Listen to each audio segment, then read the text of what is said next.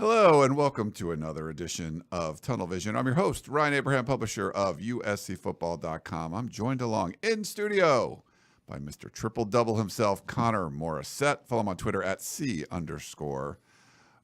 And in town, we have an in-town appearance by the one and only Shotgun Spratling. Follow him on Twitter at Shotgun SBR. It's like a long layover for Shotgun because that's just how he travels. But yeah, I'm gonna have a long layover in LA. You want to do a show? Yep. So we're doing a show.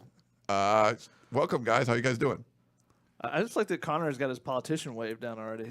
How you doing? How we doing, folks? Are you in the? We have a primary coming up in a couple weeks. Are you in that? Are you running for anything? No, I am not. But thank you. I appreciate it. Got to stay neutral, I guess. Yeah.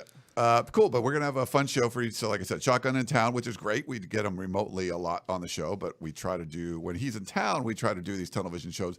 Didn't know that USC was going to lose its running backs coach here in late February, but Kiel McDonald heading off to join Jim Harbaugh and the LA Chargers. But the point of the show today, we were going to do a full schedule breakdown. Connor Morrissette did a great piece over at USCFootball.com ranking all of USC's 2024 games from easiest to hardest. So make sure you go check that out. If you're not a subscriber over on USCFootball.com, you can do that. 30% off an annual subscription. Definitely worth it. Go check it out. A lot of great content throughout this offseason, and it's a lot of fun. We are live on YouTube, live on Facebook, and live on Twitter at our USC Football Twitter account. So you can get us 3 different ways live, and we'll have replays available and all that. And, of course, this will be available in podcast format later on as well. Wherever you listen to the podcast, you can get the Peristyle Podcast, which we put these Tunnel Vision shows up there. And if you are live on either YouTube or Facebook, go into the comments. And if you put a question there, just put question in the front. I will start and come back to it later. If you have a funny comment or something about what we're talking about, I will, as I'm hosting, I will try to watch that and try to put them up on the screen too. And we are going to take live calls. 5124-TUNNEL. If you want to call into the show and chat about, whatever you want to chat about, you can do that. 512-4-TUNNEL. We will try to take your call later on in the show and put it up there. We had a comment from Tim. He's like, Shotgun in studio. And he's a fan of the Dato Download. So, yes. Awesome. So Shotgun does a baseball podcast for us, the Dato Download. He's part of this you probably haven't heard of it because no one listens, but the basketball podcast called the Triple Double with those 2 gentlemen right there. I'm just kidding. People listen. The USC women's team is doing very well. The men's not so much, but both those guys are involved in that. So if you want to listen to, you call it the Triple Double podcast, right? That's right. That's right. And then Connor and I do our podcast.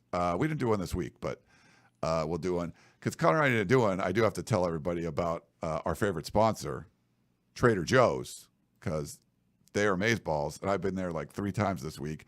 Shotgun comes over and was taking a little nap at my place before we go in there. I just look behind the scenes. I'm like, hey, you want some food?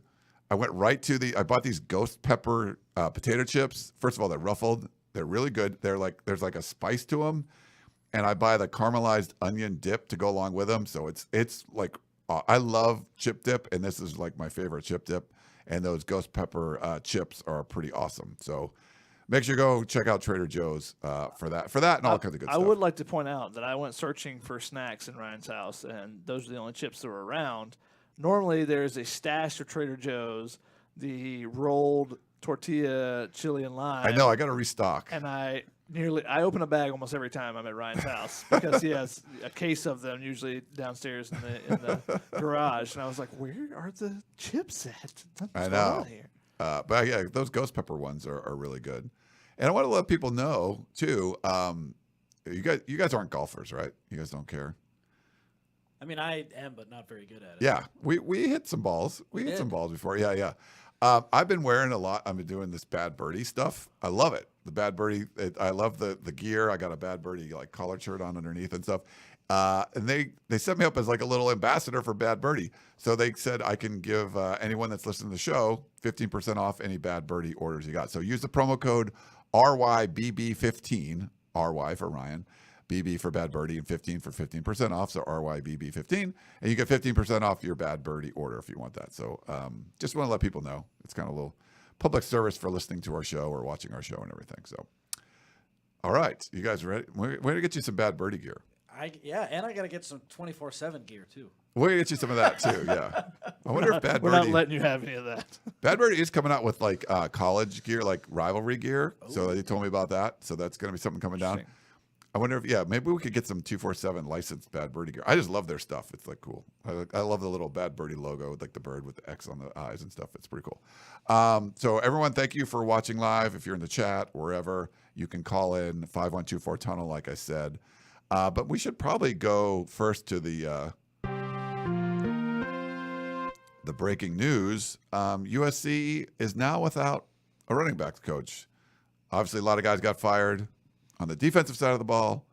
We did a television show, me, Connor, and Chris, after the introductory press conference where we met all of the new defensive staff members. And you thought, okay, everything's cool, everything's copacetic, no changes. Last year, there was no changes on the staff. This year was all the defensive changes.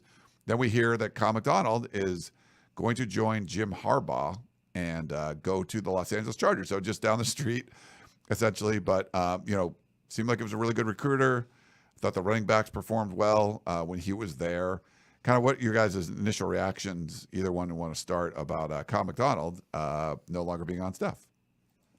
All right, we defer to each other. I'll go. I just thought it was interesting. So Adam Schefter broke the news, and he said McDonald had chances to become a college offensive coordinator, but opted to become Jim Harbaugh's running back coach. And then he quote tweeted his report and said, "A trend that has emerged this winter, many college coaches are tired of the transfer portal, the NIL money, and the new NCAA world, and prefer to work in the NFL. Many college coaches have already left. Many more want to." And I thought that was interesting because Adam Schefter's kind of a shill for the NFL. And I wonder it's obvious that people aren't happy, coaches, but the fact that Kiel McDonald leaving was the one to make him take this stand and tweet that. He's hearing things behind the scenes, and I just thought that was fascinating that Schefter used McDonald, who's not even an offensive coordinator, a lower-level assistant, jump into the NFL to make that point. And I didn't know that he had opportunities to be an OC either. I thought that was interesting. Yeah, I mean, if you think of that trend, you're thinking more like Boston College, Jeff Hafley leaving to be the OC with the Packers, I believe it is. Those stand out more when you go from a head coach to becoming a lower position, similar to Matt Entz, going from a head coach to being a position coach. Those would definitely stand out. And you could say, that you do see some of that. But you also see Steve Belichick coming from the NFL to the college game. So there's always some back and forth. USC in this situation, I think you would say they won the trade, at least came out even, of trading with SoFi Stadium. We'll just call it that, because they get Eric Henderson, D-line coach from the Rams, and have to give up Kiel McDonald to the Chargers. So, not a one-for-one trade necessarily, but that's how it kind of worked out for them. And I think that they can go out and find another running back coach, and they've, struggled on the defensive line, so maybe some fresh blood there will help out. Whereas running back, USC, has the lineage of RBU, so I think it will be easier to sell that. And Ryan and I were talking about this earlier, but I think it's a lot easier to sell. Hey, come work on a staff with a top 5 offense versus, hey, we need you to be the savior on this defense, where our defensive line is undersized, overmatched, and we have not been good for the last 2 years. So I think it's going to be easier for USC to go out and get someone. I mean, the number one call would be to Dylan McCullough. He's shown that he is an elite running backs coach, both in the NFL and with, at USC, in the NFL with Notre Dame. I don't think he'll do it because I think it's a side-to-side move rather than taking a step up. He wants to be an offense coordinator, so I think that that's not someone that will make that move, but that would definitely be my first call. And then after that, you start going through the Rolodex and everything and seeing who you can find. It is late in the cycle, but there's been a lot of churn as you look at,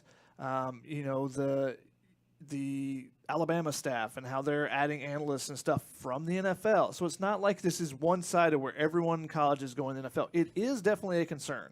It is something I've heard in other sports as well, where coaches are just a little bit exhausted and exasperated by having to deal with constant recruiting, constantly re-recruiting your own roster. That's the one that really is driving coaches nuts, I think.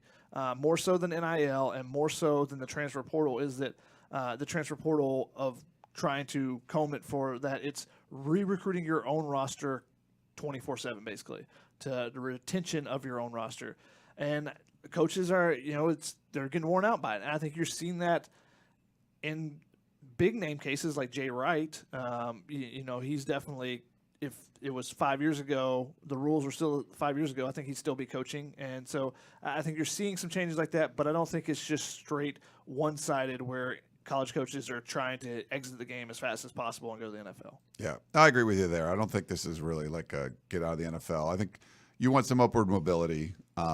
We had a comment in the chat from Fred. We must pick the right man for the job. We can't afford to miss on this hire.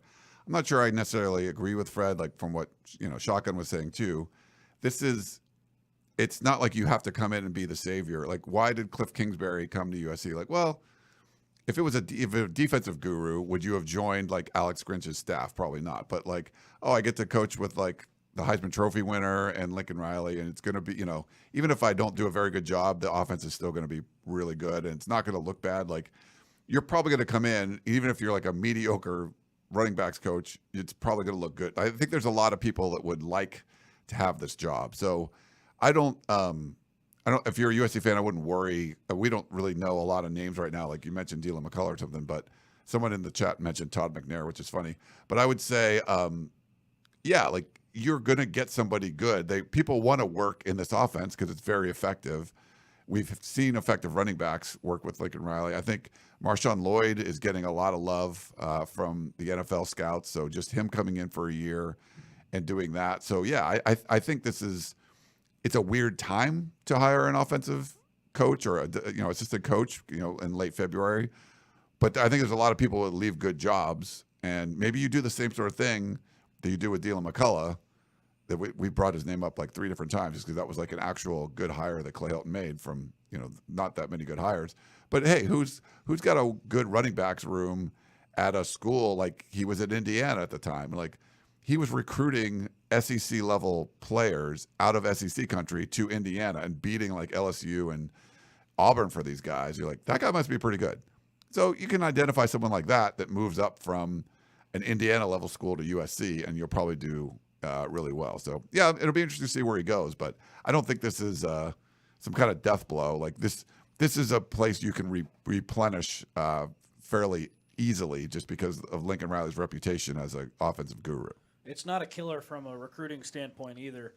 USC only had the one running back in the 2024 class. They missed on a couple targets. In 2025, they obviously were recruiting some guys, but no one's committed right now. And so with McDonald leaving, that wouldn't mean that they would potentially leave because they just don't have anyone there. So I think he was really good with what he did on the field and in practice, leading to USC's running backs having 2 great seasons the last 2 years. And for me, that's the most important thing. But you got to talk about recruiting as well, and his loss doesn't really kill you in that area, in my opinion. Plus, it's a low pressure position coming in. As long as your running backs don't fumble and they can block a little bit, like no one's ever going to blame the running backs coach. No one ever goes, that offense is terrible, the running backs coach has got to go. Like that just doesn't happen. So it's a very low pressure position that you can go out and hire for as well.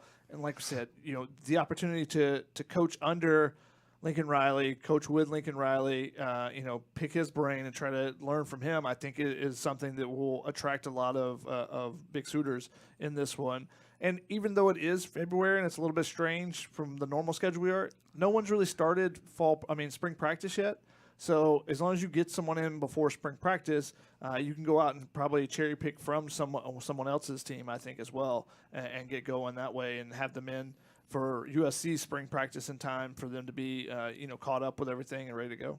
Yeah, I think we've seen some late cycle, the silly season where coaches are leaving teams. We've seen a lot of action later in the process, like a Chip Kelly leaving to be Ohio State's offensive coordinator, but that's, Bill O'Brien leaving the Ohio State job that he was only there for a little bit to take over and run the Boston College program because, he ends up leaving for an NFL job.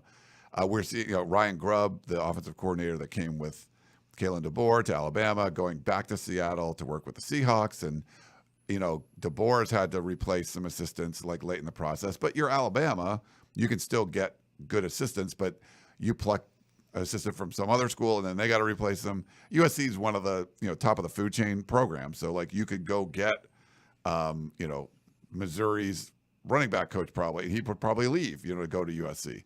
I don't know who Missouri's. I'm just making like that. Like, you can get somebody from like a Power 5 team that's not like. Are you going to get Ohio State's running back coach? Probably not, or Alabama's or Georgia's.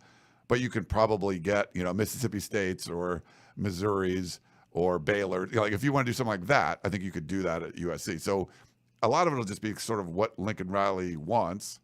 And, identify some guys that like, hey, I think this guy could be a really good running back coach. I think he would fit in our program and our scheme of what we do. And as long as it's not like Michigan's dude, like, you could probably get him. I mean, maybe, if there was some blue blood running backs coach that has ties to LA or whatever and would want to come back, maybe. But I think you could poach from, mid-level Power 5 teams or, even Group of 5 teams or whatever we're going to call those kind of going forward, just because you're USC. And like you said, it's hard to fail at this job being the running back coach at USC when you're just like, yeah, whatever's going to, like, they're going to throw for a zillion touchdown passes. You catch some balls out of the backfield. Don't give up a sack when they blitz, and you're probably going to be okay. I think you could argue it's probably like the lowest stakes position coach. Jaquavius Marks comes in from Mississippi State, and I'm sure he's disappointed that his assistant who recruited him is gone, but he's still likely going to be that number one running back. And then there's a lot of young guys behind them, and they'll be fighting for roles. And I'm sure they're disappointed as well, but I don't see this as like a shockwave move where, okay, now there's upset people in the locker room and the running backs are all sad. I think the roles are sort of already defined. You don't lose out recruiting. It's not ideal. I think Kiel McDonald did a really good job, but it's not a death blow, like Ryan said. Yeah. Shaka, we didn't really get to get your thoughts on the new defensive staff. If you have, you never have quick thoughts, but if you have like a few quick thoughts on, just what I know you were, even before we were going live, you were listening to some of the interviews and stuff. Like Connor and I talked. Connor was there in person and Chris was there, but just kind of get your thoughts on some of the new defensive staff that USC hired. They said the right things. It's usually what coaches do in these. I remember Vic Soto saying the right things, and Todd Orlando saying the right things, and the physicality and all that type of stuff. Some of the things that did stand out is just kind of hearing the backstories of how this came about. I thought Ince was the one that was probably going to be the most interesting, and going from a head football coach to a position coach, and him talking about betting on himself. And that, it's a gamble, but one that he thinks that will be beneficial to him, because he does have, and he wasn't afraid to admit that he has aspirations to be a head coach, and he thinks this is the best way for him to make that jump to becoming a head coach at the FBS level. And him saying that he interviewed with the FBS team and was told, you don't have any experience. It's like, what do you mean I don't have any experience? I've been with a national championship team and everything, but that's FCS, not FBS. So I thought it was interesting that he was kind of fourth right with that. And then, everyone likes listening to Eric Henderson talk. He's a guy that you can see how he easily relates with recruits, and how, when he starts, in particular, when he starts talking about his mentality and his dog work and all the, how he goes about things. I mentioned to Connor, I was listening to it, and there's a lot of ums and a lot of verbal filler in some of the other answers, because he's thinking about what he wants to say and, saying the right words. When he starts talking about that, it's just straight passion. It just comes out. There's no ums. There's no anything. He's talked about it a ton in his life, and that's what is the core to him. So that stood out to me as well. I think those two guys are the ones that can make the biggest impact this season, outside of Denton Lynn. I'm talking about the position coaches, but I think those two can make the biggest impact, because that's been the areas where USC has struggled the most recently. So listening to those two guys in particular, where I was looking for some things there, none of them wanted to really say anything about the current roster and what they could, what they've seen so far on tape and stuff, what the deficiencies were in the past. Coaches don't want to talk about that. They have noted them. And I think Ince talking about, I think RJ wrote about it, or maybe Connor, that, they were overanalyzing, and therefore they ended up playing straight up. they didn't have their knees bent. They didn't have their, they weren't down in their stance type of thing because they're trying to process everything and not reacting, instead thinking. And that's something that from the very first time you play football, coaches would be like, just react. Don't think about it, just react. Now, how do you do your job and just react is that you have it down so well that it becomes second nature. And so that's going to be the thing for them. Can they put enough on them that it can be difficult for offenses, but at the same time free them up mentally for them to just go make plays? And so that'll be, how do you balance that? That's something every coach deals with. But, obviously Ince saw it on tape that was something that was debilitating for the Trojans last year. And the one player that was mentioned, in the conversations was Eric Gentry. And, Chris Trevino and I have been thumping it hard, but he's a unicorn. He's such a unique player if you put him in the right situations. If you try to use him like just a position filler linebacker, this is the same, as you would use him as Cameron Smith, as you would use him as Lofa Tutupu, as you would use him as any other in particular linebacker, it's not going to work. But if you use him as Eric Gentry and you put him in unique spots, I think that he can blossom. And so one of the things I thought was interesting from Ince is saying we got to get his weight up to 220, which is not something that we don't know, but it's maintaining the weight. And he mentioned him holding that weight because as the season progresses, players lose weight, because you're not weight training the whole time. So that's something that really noted. And he said that that's something that could probably help him with his injuries as well. So I think that he has noted that Eric Gentry could be special if you take particular care of him. And the fact that he noted that, I think, tells me that he knows that's a possibility and that they were going to try to do that. So I'm excited for the future for Eric Gentry in that regard. Yeah, it seems like they're going to, you can come in and not necessarily address all the shortcomings from that was happening before, but just listening to those guys talk, you sort of felt like, yeah, there was a lot of thinking going on. There was not, you want to be able to react. You want to know the defense down. It's so funny. Shotgun, you remember hearing from Graham Harrell when he first got to USC, and they could install the entire offense in like the first 3 spring practices, and they just kind of like remember they would just like redo it every week. And Danton Lynn is talking about like not getting everything installed in all of spring practice and taking everyone slowly. And it just seems like they're saying the right things that's 2 different philosophies, but are trying to do the same thing. It's trying to be super simple and do building blocks. And then Graham Harrell's offense was, we do the same things and we're going to run the same plays, and that's the Mike Leach. But then you add wrinkles as the season goes along, and you do this off of it. Those are the things you have to remember, and that's the ones you don't freeze up on type of thing. But there's 2 different ways of going about it, but the idea is the same. Keep it simple, stupid. Yeah. And then add on pieces as you have mastered the basic building blocks. And the way it ended up with Alex Grinch's system was it seemed like everything got thrown on the players, and then, all right, do you got it down? Let's go. And it wasn't the case for them. And that's something you can do in the NFL when you have all that extra time that you can spend with players. But in college, when you only have 20 hours a week, it makes it that much more difficult. And that's one of the big challenges of having a complex defense or offense is being able to have the players that can do everything, can be super athletes for you, but also be, super cerebral at the same time. Connor, I think we talked about this a little bit, but it's sort of like, if you're in a classroom and you're a teacher and you're like, hey, I have to teach geometry, whatever, to these students. You're like, well, here's how I teach geometry. And then you realize that nobody's got it. Like, they're not understanding this Pythagorean theorem. I don't get it. Like, well, I taught it to you, so you should know it. You kind of felt like that's what was happening. Like, we told them what to do, and they're just like, they just didn't do it. And they didn't change their sort of defensive teaching philosophy. Like, they're not, they don't know what they're doing. They're looking at their wristband when the coach, or they're looking at the sideline when the play's about to be run. And they never seem to adapt, like, okay, we have to teach this a different way, because the students, which are the players, aren't getting what we're trying to teach. Maybe what you're teaching is great, but how you're teaching it isn't working. Like, it wasn't effective. And I think with Danton Lynn, they know it's like, whatever, we have to like adapt to what the players can do, what their strengths are, but it seems like they're going to make sure that the players aren't confused. They're teaching them what they need to do. It just seemed like that was a disconnect from last year. I don't know if that makes sense, but yeah. How many? Oh, I think I went out. Are you going to try the other? Better? Oh, go ahead. Better? Okay. Well, how many times did they say the word teacher? Danton Lynn, first and foremost, I'm a teacher. Doug Belk talked about wanting to be a good teacher.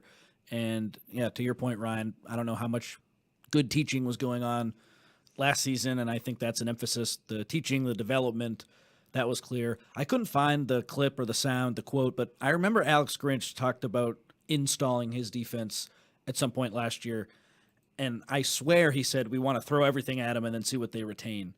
And then to hear Danton Lynn say the opposite of that, I thought was interesting. So he sort of took that Graham Harrell style, and I'm sure it's similar. There's only so many ways to install an offense or defense, but I just remember Grinch saying that, going all or nothing, all at the beginning, and then going slowly from there on in. With Danton Lynn, it was just slow, and that to me made me think, okay, this is a totally opposite approach. Yeah, the best coaches find ways to manipulate what they're trying to teach, and understanding what are the best teachers, not even best coaches. Best teachers can assess how well their students are taking the knowledge, retaining the knowledge, and then being able to put forth the knowledge in a different way. And it's athletes at USC versus athletes at Washington State may be different, because Washington State, maybe you don't get the upper edge athletes, but you get guys that, because they aren't quite as athletic as someone else, they've learned all the other small shortcuts. They haven't been able to just get by on their athleticism, so they know they've got to study a little bit more. Every athlete gets to, unless you're LeBron James, every athlete gets to a point, and LeBron James did it anyways, where they realize, okay, I can't just rely on only athleticism. I now have to start doing this and this to help up my game. I have to now start film study. I have to start pulling this piece and this piece out to be able to enhance my game. And not just, I am so much more athletic than everyone because I've been more athletic than everyone my whole life.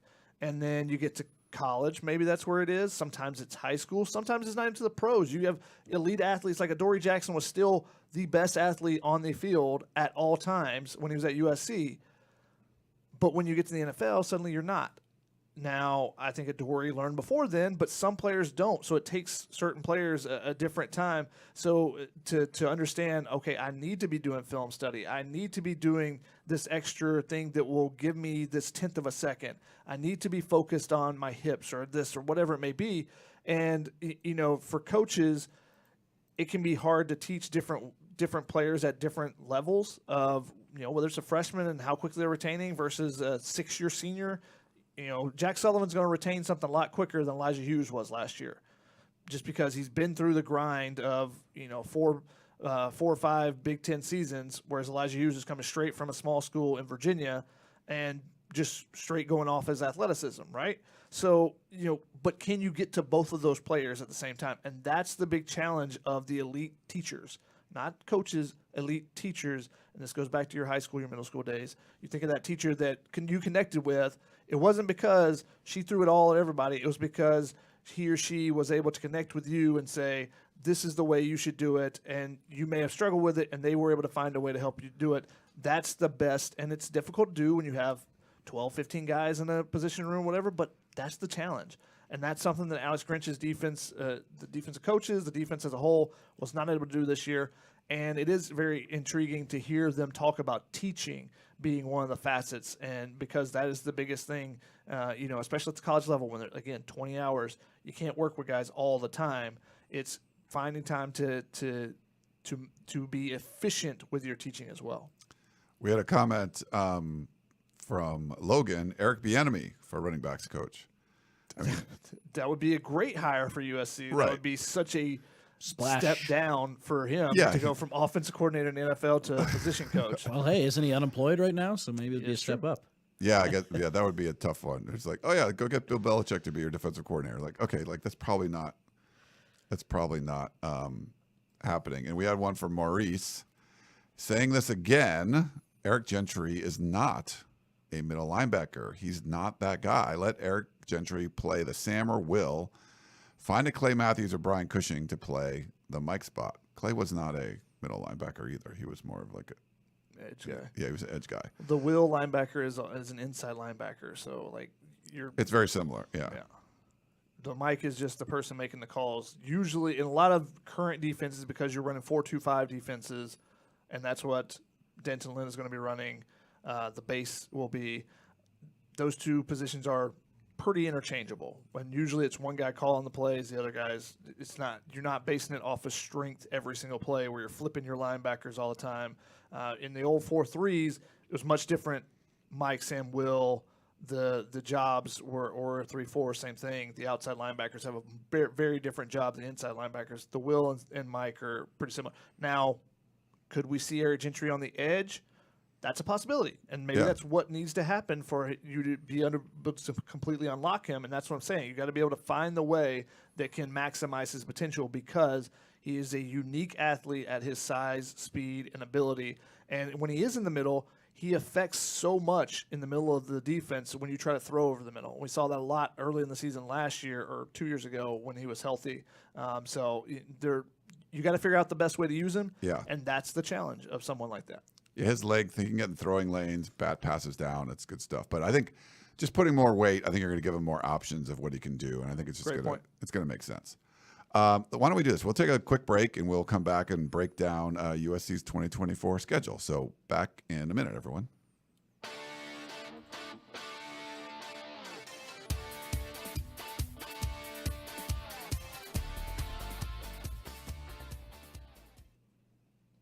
All righty.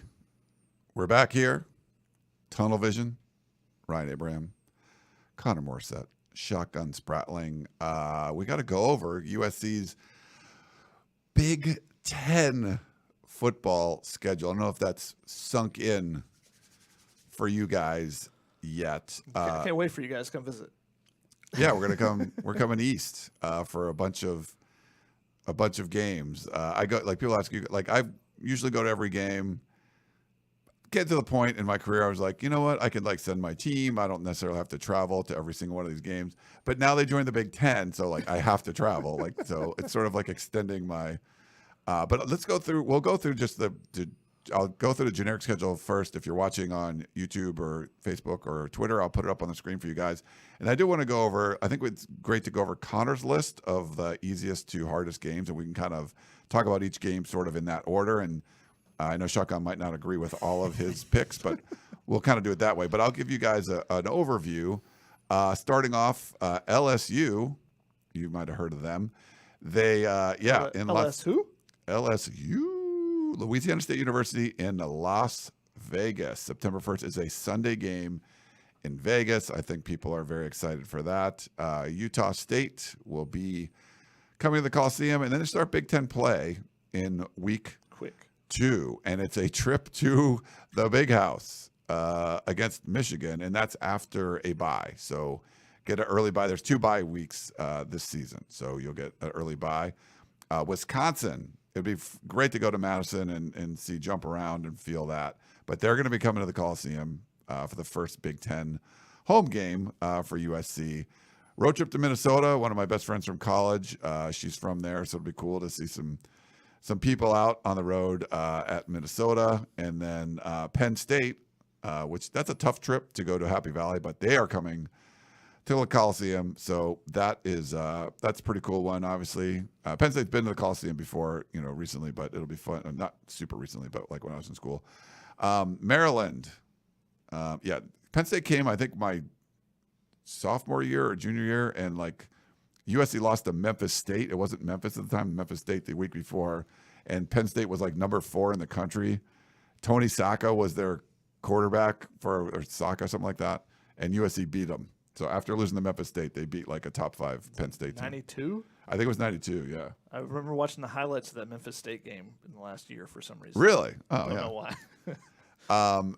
Then you go to Maryland. Going to Maryland, Chris Trevino is extremely happy about this. Well, this is the Chris Trevino Bowl. This is Chris Trevino Bowl. He went to Maryland. My sister lives up the road in Alexandria, Virginia, so it'll be like visiting some family there. That'll be fun.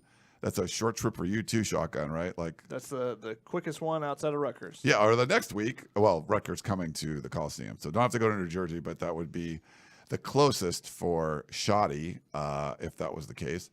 November 2nd, getting into the November month, going up to Seattle to take on the Washington Huskies. If you notice, there's no Oregon game on the schedule, so that's probably better. You'd rather play Washington than Oregon. Washington losing a lot of dudes, and Oregon looking like they're surging going into the Big 12 and Big 10. Sorry. Nebraska will be coming to the Coliseum. I think they did that back in like 2005 or 2006. They got smoked then. We'll see if they get smoked this year. Then the last Big 10 road trip is up the street to Pasadena, UCLA, and then Notre Dame will be at home, rounding out the schedule. So it looks, I mean, just talking about it, guys, and seeing it, it's just like, whoa. Like, you know, it's not Washington State coming to the Coliseum. It's Wisconsin. You know, it's not Arizona. It's Penn State. Like, it's pretty damn cool. I don't know what you guys think, but I think it's pretty cool.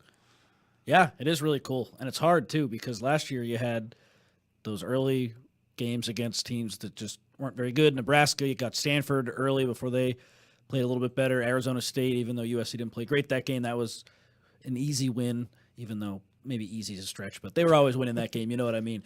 This year it's Utah State, and then nothing else like jumps out like, oh, that's a definite 100% win. So definitely a tougher schedule. I think they have 4 really, really challenging games, which we'll get into all this, but that's the biggest thing that jumps out to me. I remember when the schedule came out during the season, Jack and I talked about how they never have to go back-to-back on the road, and they'll avoid the cold weather games. So there are some benefits, but it's way harder than it was this season, and USC went 7-5. So I think it's not going to be easy, and we'll see how they adjust. Wah, wah. There are things built in for them. You know, like you mentioned, don't have to go to the cold weather outside of Washington in the late months. You don't have to go east after October 19th. You have a bye before the Michigan game. So I think there's things that are built in here for them to have success.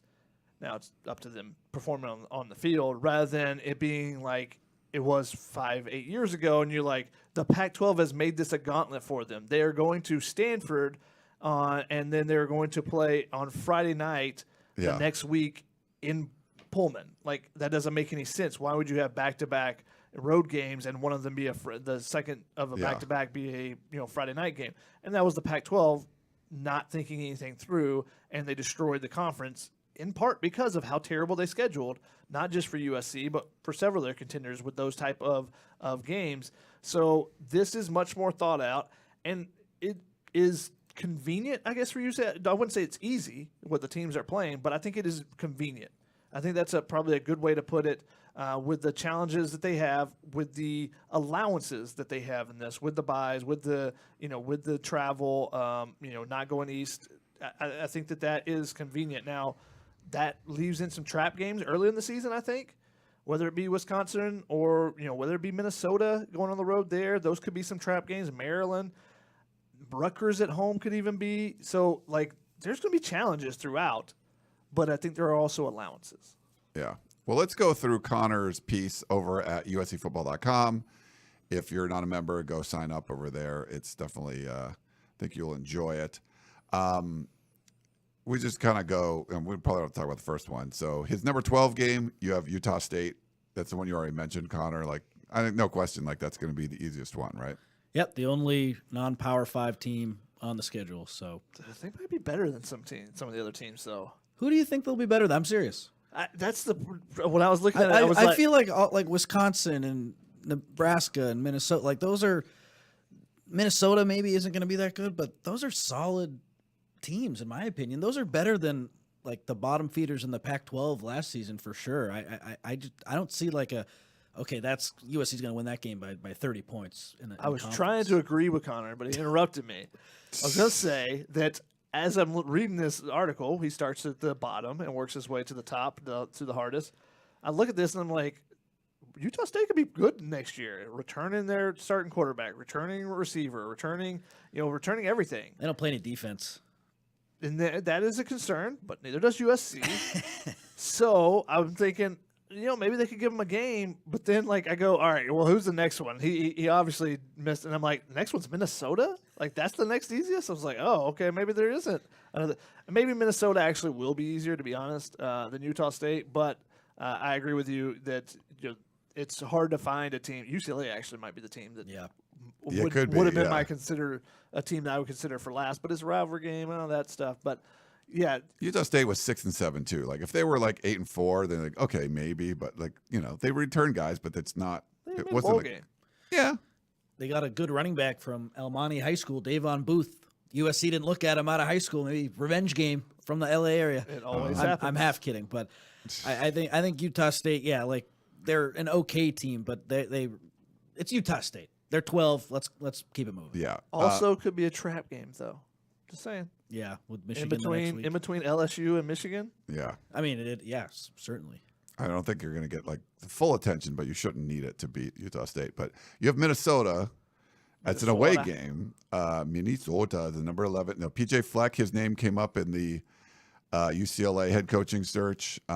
He's kind of that quirky row the boat guy. It's not seemed to work that well. I mean, they were part of that horrible division in the Big Ten that just didn't score a lot of points. Now it's opened up.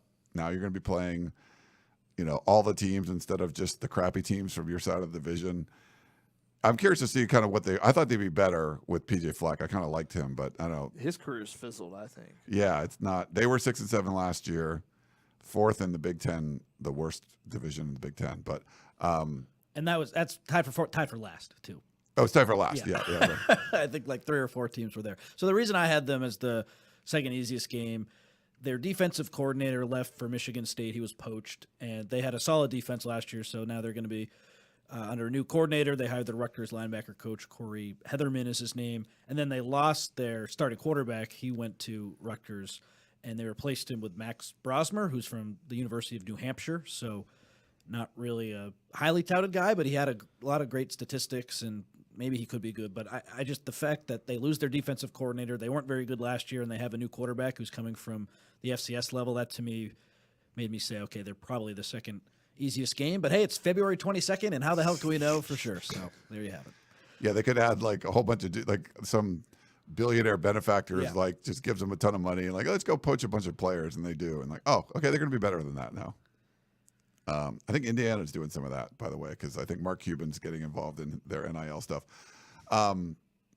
No, I had no issues with that. So UCLA, you could probably put either 11 or 12, and we won't know. I mean, Deshaun Foster's taken over for that, but there's no talent left. There's not. There was a talent drain. Chip Kelly wasn't recruiting. He was leaving. I mean, he was trying to get out of that. It was like a sinking ship. Well, and the one good thing they had going for him is now on USC's sideline, the defensive coordinator, and they took 2 of their top defensive players to USC, so that's a killer. There's no talent there. They might be worse than Utah State at this point. Well, looking at their roster. Hey, on offense, quarterback who beat USC's back, the running back Tamarian Harden's back, the receivers are back, who I know aren't great, but those guys produced against USC last year on the road and they have something coming back. Yeah. If they didn't beat USC last year. If they didn't beat USC last year, then it's you might want to put them 11. But I get it because they beat USC last year, so you can't put them super easy, but they could be reeling in year one in the Big Ten. I don't think they're going to get hammered with the transfer portal though, because they hired Foster. I feel he'll stabilize what little they have left. We've talked about some offensive linemen maybe looking at USC, and I think they'll do a nice job of keeping most of those guys. We'll see. The second portal window, of course, will answer that. So they do have some things going for them, but the fact that Deshaun Foster just doesn't even have any coordinator experience, which has worked for some coaches, like Urban Meyer wasn't a coordinator before he was a head coach. I think you kind of have to. That was Bowling Green. Yeah, and you have to search for those specific examples. I don't know. I don't really think he's a perfect candidate, but he unifies USC. UCLA is going to push for more NIL money, so he has some attractive qualities, but I don't know. I'm very skeptical of that hire. They also have a pretty tough schedule too. Oh yeah. At LSU, Oregon, at Penn State. That's a 3-game set for them. Yeah. By the time they play USC, they get up for that game. That's the one thing, they will get up for that game, even if they're terrible. But I think they're going to be terrible. Anyway, moving on. Number 9, Wisconsin. Man, I like Luke Fickell a lot. Again, another Big Ten West team. It just was like, I don't know. I don't know what you think about them, but 7-6, pretty mediocre record last year. I think they'll be better this year with Luke Fickell. Second year. I'm assuming that they should be able to take a step forward.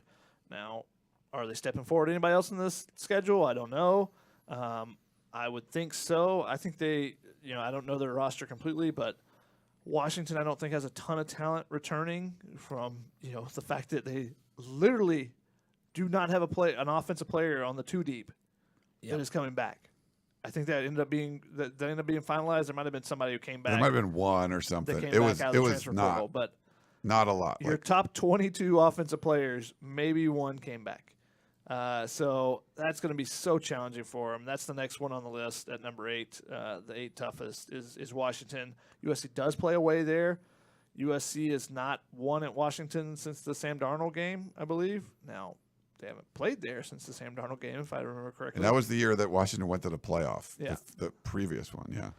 But USC doesn't have the greatest track record playing up in Seattle, so it could be challenging. And this is the one game that is later in the season as far as cold weather. Is the one game where they play in a higher longitude, I believe. I can't remember which one's which way, but higher up in the country. So that'll be a challenge for them potentially, but should be able to take care of it. In terms of win totals, Vegas right now likes Washington a little bit better at over under 7.5 wins than Wisconsin at 6.5. I did look at these to help me a little bit, but I know that factors in strength of schedule, so maybe Wisconsin's schedule is way easier than Washington. Excuse me, flip that. Washington's schedule would be way easier than Wisconsin's, but still, that was a helpful benchmark for me. So, just with Wisconsin, no one really gets me excited on that roster other than their leading receiver comes back, like Tyler Van Dyke at Miami. If you watched Miami last year, I don't think anyone was really all that impressed with him. I saw him lose that Georgia Tech game. Yeah, and then with Washington, it's a lot of unknowns. So they were a team that was tough to place. I put them ahead of Wisconsin, but who really knows because there's so much turnover. Mark pointed out in the chat, Alex Grinch coming home. We didn't mention that. That's true. For Wisconsin. A revenge game for Alex Grinch. What is his? Is he like safeties coach? Right? Safeties coach or something, or secondary or something like that? I wonder how much Tackett's going to play. I'm more interested in the Tackett Curtis being there. Graham pointed out Matt Fink did play at Washington. Remember that game? Keaton Slovis got hurt the week before against Utah. YOLO raid. Matt Fink beats Utah, and then they go up to Washington. I was at a wedding that weekend, and it was not pretty for USC. No, it was not. Did not tackle very well at all. No, he played really well the week before, and then terrible.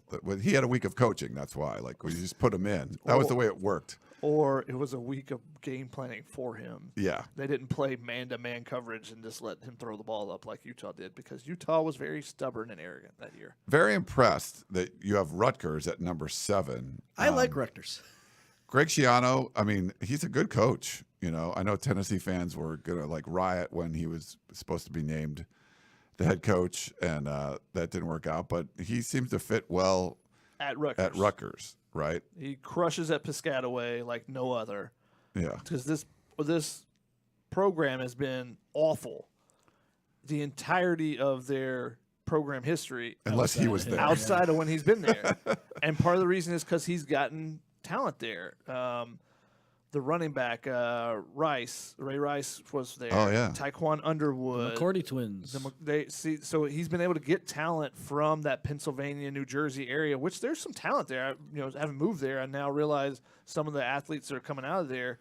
And he's been able to keep them home. And that's something Rutgers has never done in the past. Like Gavin Wimsatt is their quarterback. He didn't have a great year last year, but he was an Elite 11 guy. Like, when has Rutgers ever had an Elite 11 guy? Now he was raw as an Elite 11 quarterback, and we've seen some of those things. But if he gets better, that team could be a team that can compete. They were, they've been very competitive in games and then kind of fallen off the last couple of years. Where I remember the Ohio State game, I want to say last year, where they were at halftime, they were either leading or it was a very low scoring affair, and then same thing with Penn State. I think both those teams kind of the depth and of talent enabled them to start pulling away. But Rutgers has been able to, stick with teams that they probably shouldn't be able to stick with normally in part because they've been able to keep some of that talent in state home. So Rutgers, Shiano's really impressed me with what he's done at Rutgers the 2 times he's been there. They're limited, but they're going to play good defense and run the ball. They bring back the Big Ten's leading rusher from last season. So I just think USC should probably beat them, but I don't think by any means it's going to be an easy game. Yeah, all these teams right now, they're not like world beaters, but they're all capable of beating you. So you have to come in and play well. Number 6, you have Nebraska. That's at home for USC. They did not make a bowl game last season, in the middle of that Big Ten tiebreaker, Big Ten West tiebreaker for last place. But, they get Dylan Raiola coming in there. I like, Matt Rule. I thought he was a good hire. It just seems like they're going to be going in the right direction. So this is a team that probably takes steps forward. So I could see why you would have them 6. They were just so bad on offense. Their leading receiver had 310 yards, and their leading rusher was their quarterback who started the year as a backup with 477 yards. So Dylan Raiola could be thrown to the wolves and struggle because they don't have a lot around him, but I think he has to raise their ceiling somewhat as a 5-star guy who I think is going to come in and start. So they should be a little bit better on offense, maybe a lot with him. We'll see. And then defensively, Tony White, he was the hot candidate at USC for a few days. He was linked to a bunch of jobs. Yeah. Eventually he signs. Thought UCLA was going to get him as the head coach, and he didn't. He stayed. Eventually he signs an extension, and for as bad as they were on offense, they were really good on defense last year. Should be good again. A lot of these Big Ten teams are similar, though. It's like Wisconsin wasn't great on offense last year, pretty solid on defense, and Rutgers was really bad on offense, good on defense. And Nebraska, I think, maybe might have the best offense of those 3 teams next year, but we'll see. That's the Big Ten way. Yeah. It's like you play defense first, punting is winning, right? Yep. And then if you can actually play offense, then you're a college football playoff contender because you're Ohio State or you're Penn State or you're Michigan. And the rest of the teams are just like, we'll punt to win. Yeah. Iowa. Number 5, Maryland. This will make Chris happy. It's an away game. Do they got Tagovailoa coming back? No, he got denied a waiver. Okay, so they were trying to bring him back. But whenever we would be on the road, like watching, it would be like we're on a road game, and like Maryland would be playing like Penn State and like beating them early, and then they would like lose, and Chris would be all bummed. But they were always in the games. Like they would be competitive in the games against the powers. Because they are in the Big Ten, or they were in the Big Ten East. Finished 4th, like pretty competitive, 8-5 last year. I mean, to play this team on the road, they got money, they got the Under Armour money. It's like this could be, a legit game. They were tough to rank because they do have to replace their quarterback, and I think they're just going to look different next year. But they've won 8 games the last 2 seasons, so they're somewhat established under Mike Loxley, and the fact that that's USC's for this trip, I believe, made me put them low. It's just like Maryland, Rutgers, Nebraska, Wisconsin, all those games that they were kind of the same. Yeah, so I just have the fact that this game's on the road, and I think Maryland's probably going to be undefeated by the time they play USC if they can beat Northwestern. So maybe they're ranked, but they could be some fool's gold. Maybe I don't know if you know this or not, but just because all their uniforms are the same color doesn't mean they're the same team. I don't know. Maybe that's you just like, these are all they all look the same, so we'll just put them together. If you watch them on TV, they all look the same. It's all boring. unless Maryland's got their wacky uniforms out. Yeah. I have an issue with this little grouping. I think I would have Rutgers at the top of it, and granted the quarterback being harder. Oh, okay. Of those 4 teams. Maryland without Tagovailoa, concerns there. Dylan Raiola coming in. That's one that makes me want to keep them up, but also freshman quarterbacks. Like, when's the last time somebody just jumped in and, like, transformed a team? Trevor Lawrence.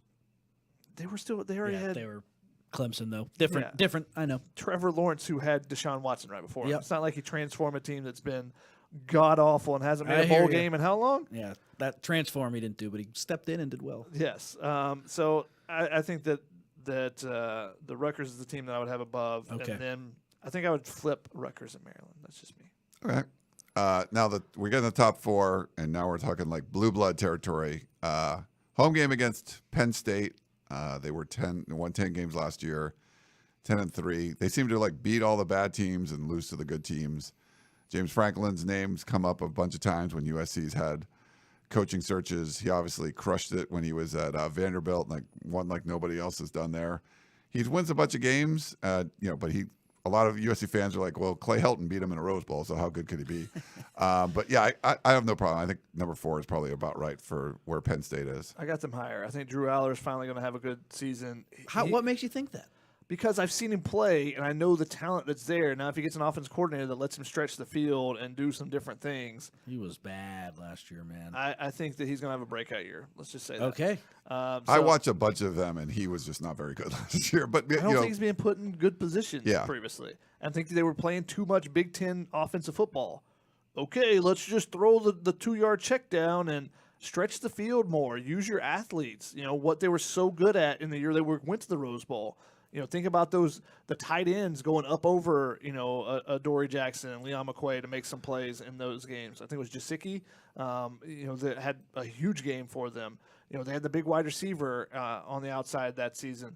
It feels like they've fallen into the trap of like, well, Iowa does it with just playing defense. Maybe we can do that. Yeah. Instead of like, we have better athletes than everybody else outside of Ohio State and Michigan in the Big Ten. Let's use them. So, and hopefully with the new offense coordinator, they will actually do that because, I want that game to be fun.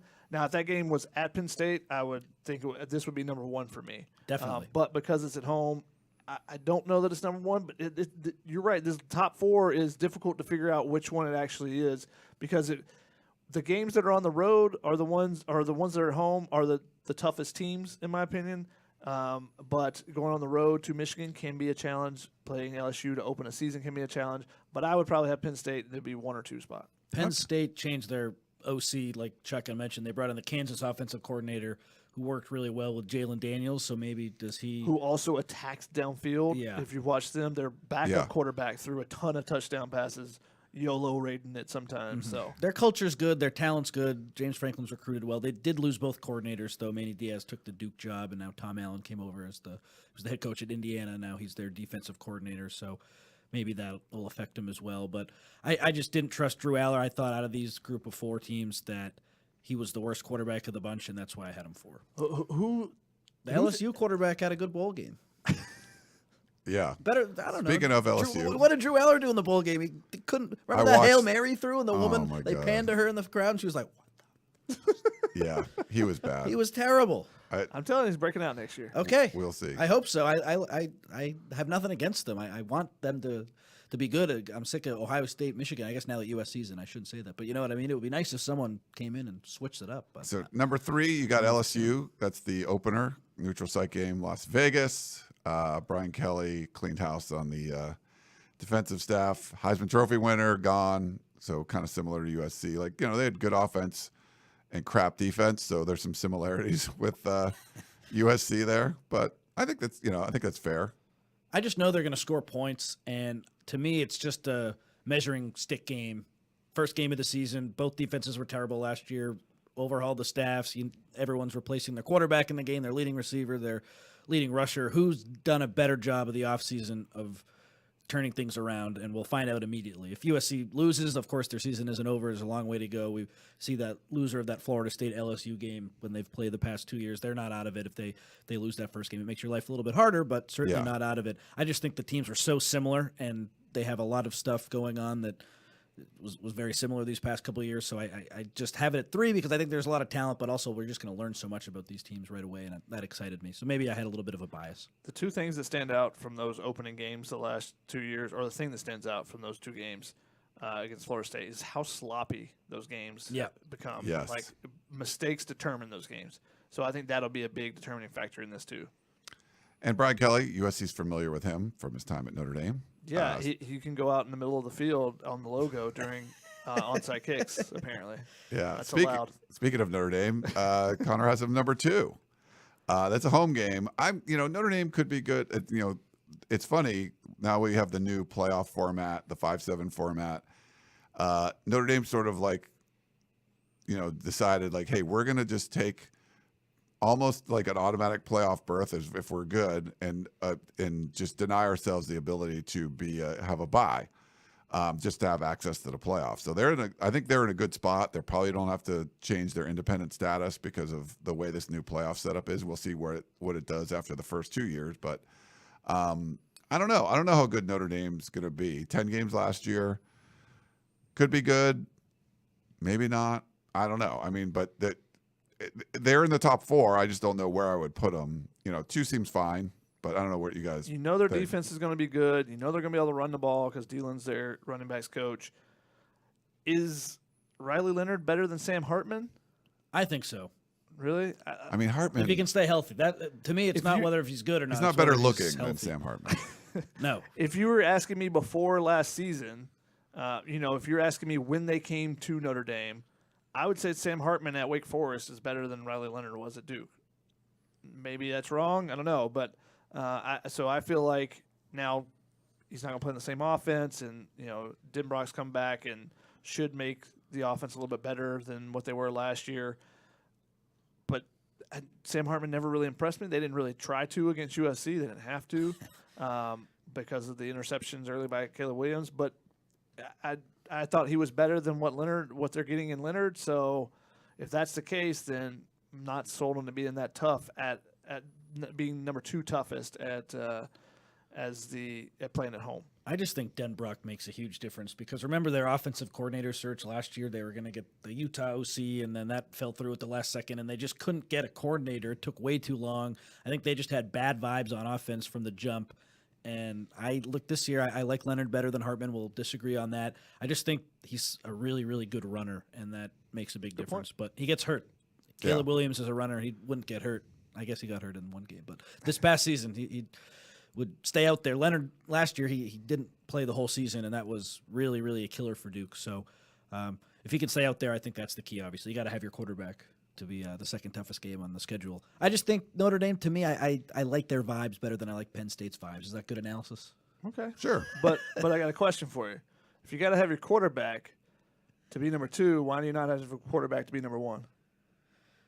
Because on the road at the Big House, I think, is really hard. Yeah, so number 1, Michigan. I guess if you're going to start your Big Ten football career on the road in a venue with over 100,000 people against the defending national champion, yes, they've lost pieces. Yes, Jerome Moore, it's probably not Jim Harbaugh, but you kind of have to put that number 1. Like, there's still – you're going to be playing the defending national champion on the road to open your Big Ten career. So you can totally justify being number 1. Michigan might be an 8-4 team or something this year, and maybe it's not the toughest game USC ends up playing. But in February, a couple months after winning a national championship, yes, they're the number 1 team on this.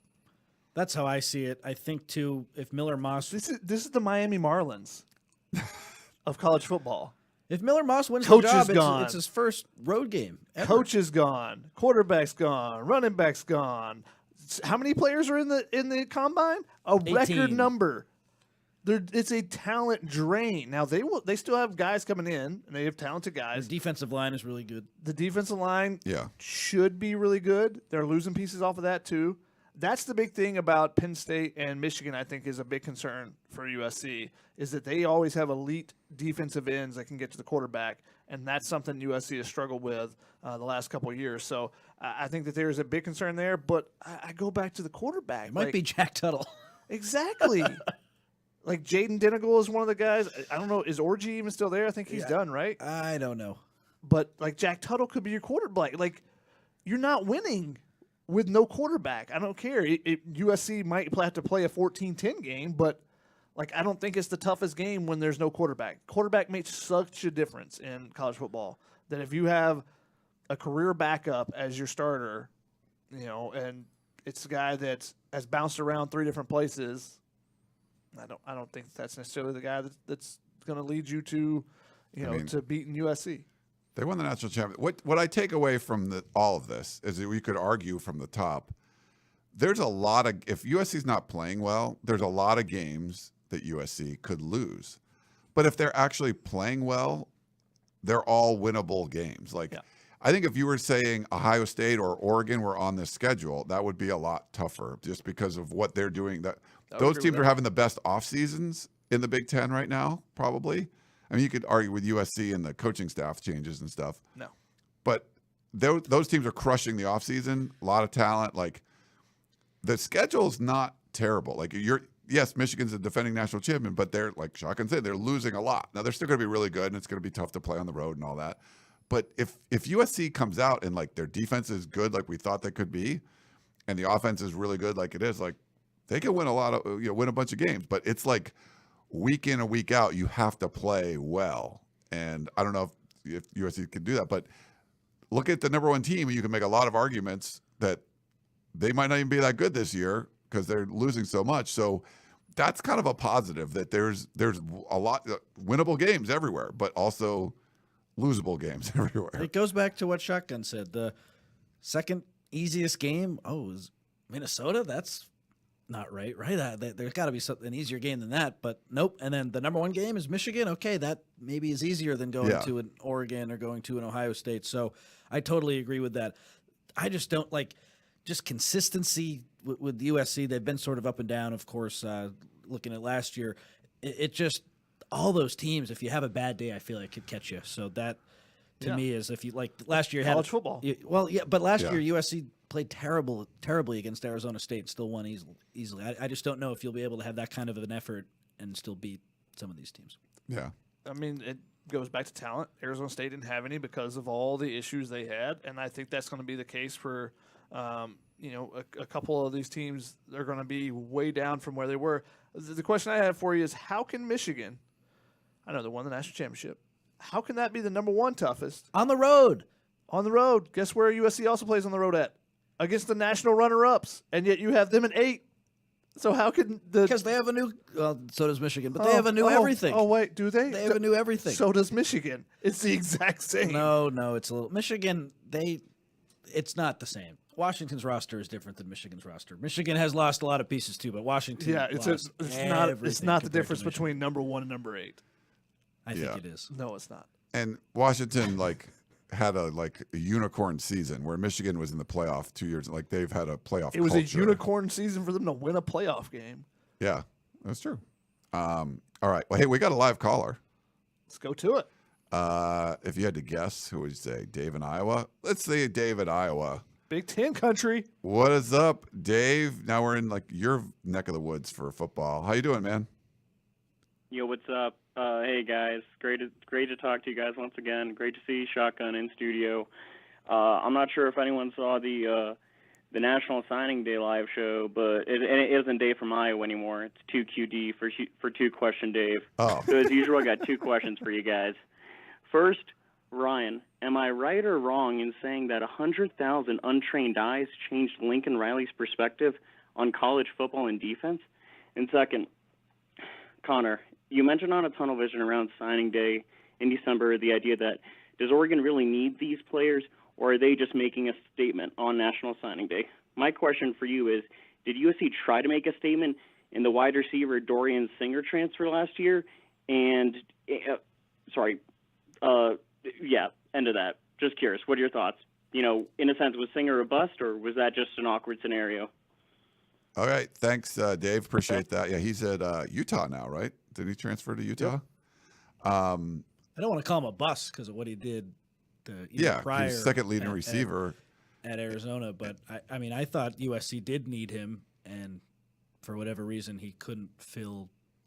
I don't think it was correct to say you're going to replace Jordan Addison, but they had a role open as the number 1 receiver. They bring in a highly touted transfer from Arizona to at least help fill that role somewhat, and he didn't even get close to it. So I hesitate to call him a bust, but in his 1 year at USC, I don't know how you can look at it any other way. Yeah. And then his question about the 100,000 untrained eyes. I think it would be fun to talk to Lincoln Riley, even off the record, sometimes you say things and maybe, I feel like he was such a believer that Alex Grinch was going to get it right.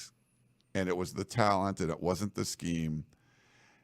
And, he was wrong about it. And he would he kind of would double down in what he was saying. And, all the untrained eyes were saying the defense still sucks. And he was like, you guys don't know what you're talking about. And everyone, unfortunately for him and for USC, everyone knew what they were talking about. And the defense was terrible. Again, historically bad. But I feel like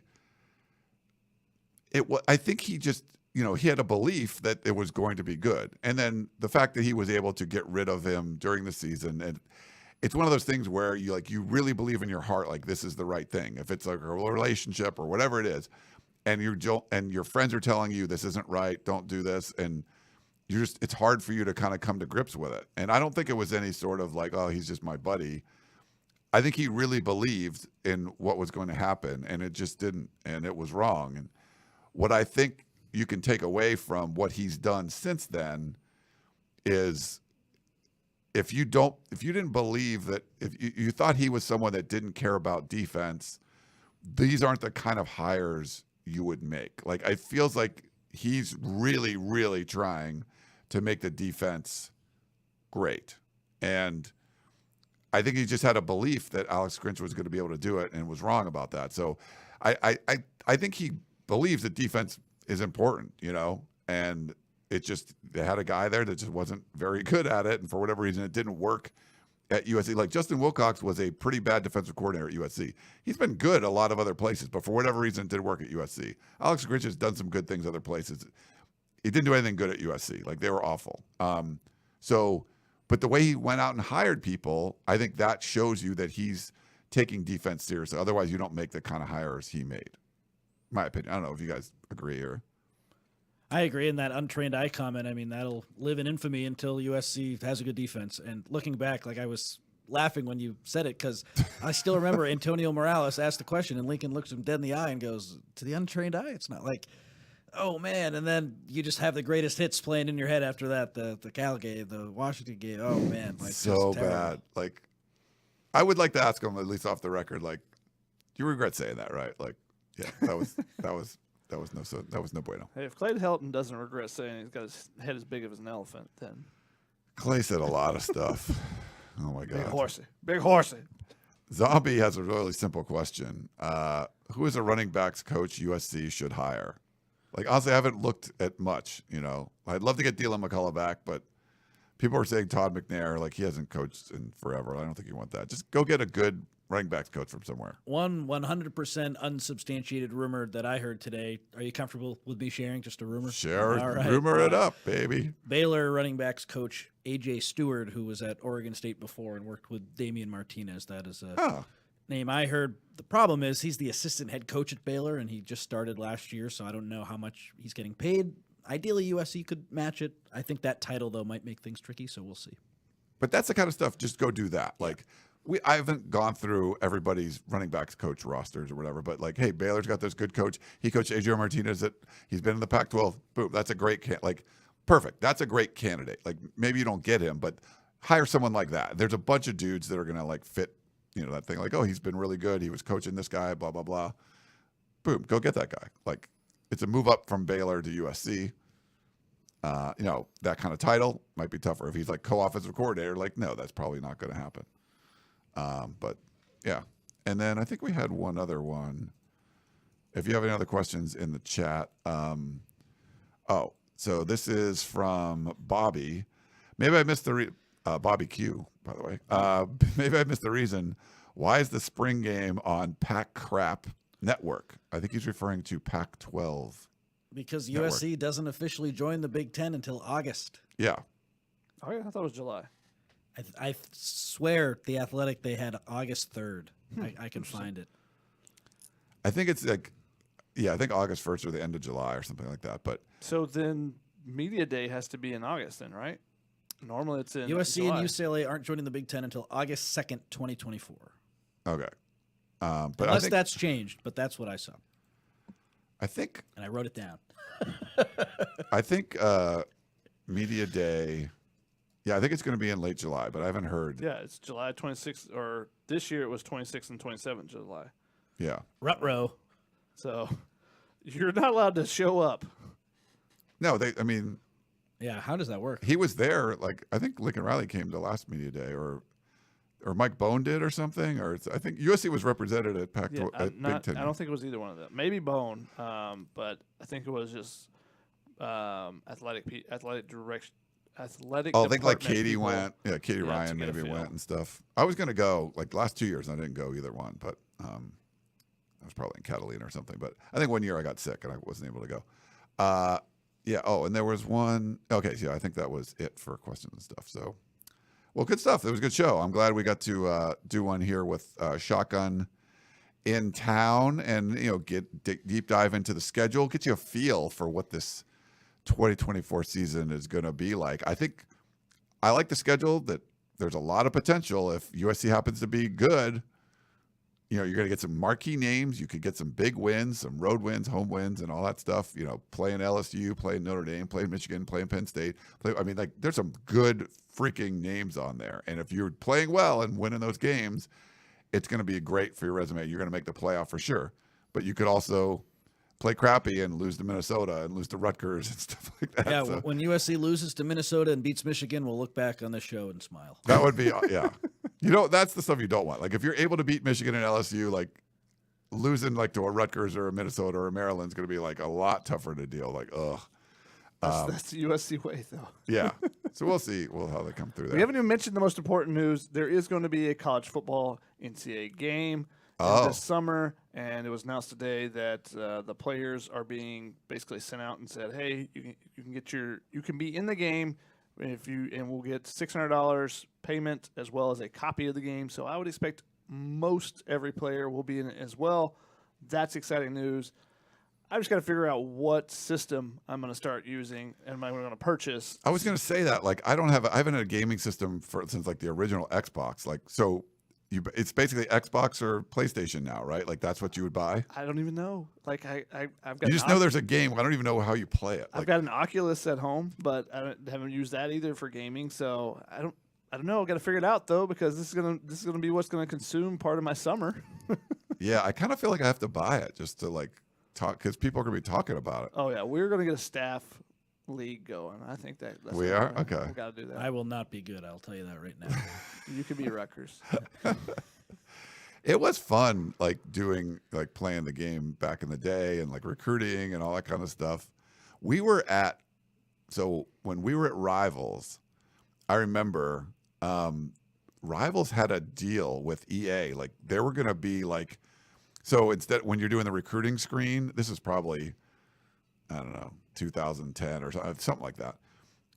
It would have been like the Rivals, like 5-star, like it would have been Rivals ratings and everything. And I think the NCAA shut it down or something. I was just like, oh man, that would have been like a big deal. Like, if I remember that correctly, like they were going to be, so I don't know if they're going to have any kind of official, like if 247 or Rivals or somebody is going to be part of this new game. But I think the NCAA shut it down like the last time they were trying to do that. But that would have been cool. Like, for, we were there and it would have been like, oh, that would have been neat to be part of that game and stuff. So I don't know. All right. Well, we're going to wrap things up here. Hope you guys all enjoyed the show. Oh, we have a call again. Here. You want to take one more call? Sure. Let's do it. We got Curtis in Moreno Valley. Curtis, how you doing, man? Hey, fella. It's been an interesting off season. I wish we could use the money that we spent on these coaches to get some of the 5-stars, but we need our collective to come up with that kind of money. But I think that Lincoln Riley knew that the defense was going to give up points, but maybe the turnovers that we got helped Grinch to convince him to keep him for another year. He thought we could outscore the opponents. It just didn't work. And then the running back coach, man, Carol Folt is giving so much money to Lincoln for coaches. He could easily hire an offensive coordinator somewhere to coach running backs. He's done it on the defensive side. So maybe he's going to do this ongoing. Just get the best that our money can buy as far as coaches. That's all for now. Have a good one. Thanks, Curtis. Yeah, if you get a sitting FCS head coach to be your linebacker coach, yeah, could you get someone like that to be your running backs coach? Like, I didn't even think about that. So it doesn't have to be like, I think it's good to get a good running backs coach, but you could get someone that was, Doug Belk was a defensive coordinator at Houston and he comes to coach the secondary. So maybe they get someone like that. What do you guys think? Could be a possibility. The running back coach is so fresh. I don't know exactly where they're going to churn for that. I just thought it was interesting that Curtis said all our money has been spent. I didn't get any of that money because I would have spent it differently for sure if I had any money to spend. But if we spent all our money on coaches and not players, then what are we doing, guys? Because we could be spending it on food and beverages. And stuff. Yeah. Logan's back to Eric Bieniemy. Like, this is different being like an FCS head coach versus an NFL offensive coordinator. Go get him if he wants to come. Yeah. Bring him on. If he wants to come home, he went to Bishop Amat High School right down the street. Yeah. I mean, it could be one of those things where he had like a 3-year deal and is going to make a lot of money and just get paid by the Commanders, but not be coaching. Yeah, then be like a Cliff and take an analyst role, maybe. Yeah, he could come in and be like, he could actually be like the running backs coach, if he wanted to come back to LA.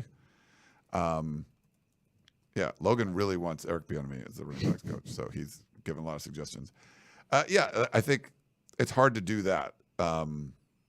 But because he was, if he has years on his deal, maybe that would be, he would just use that as a landing spot if he can't find something else. Like, I'll be USC's running backs coach for a year and then go back and be an NFL offensive coordinator again. But I think his name came up as for head coaching a lot, and it just no one ever pulled the trigger. So it could be maybe he just takes a year off versus like being like where Cliff Kingsbury, you're sort of like you're fired the head coach and whatever. I don't know. We'll see.